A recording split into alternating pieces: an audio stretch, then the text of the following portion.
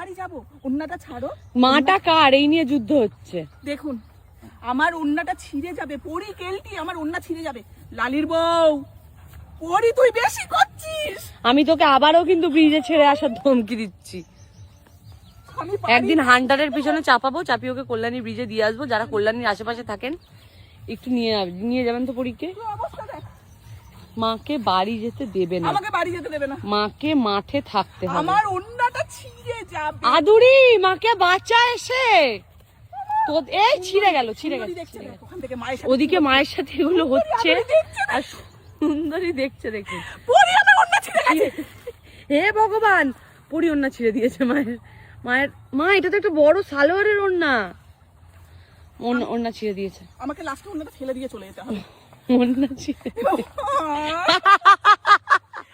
ও মা গো, আমি কি হাসবো না কাঁদবো। ওন্নাটা একটা অনেক দামি সালোয়ারের ওন্না তো না মা। তোরা এটা বন্ধ কর, দাও ঘা দাও। এবার মারতে হবে। আমি কি করবো, ফেলে দেবো ওন্নাটা? ফেলবে কেন? ওরাই এটার উপর বসতে পারবে। এই তুই ওন্নাটা নিয়েই নিলি। একটা অনেক ভালো ডিজাইনার সালোয়ারের ওন্নার এটা। Guys please it's time to give it back. চ এরম ভাবেই বাড়ি যাবি আমার সাথে তোরা। চ চ চ চ বাড়ি চ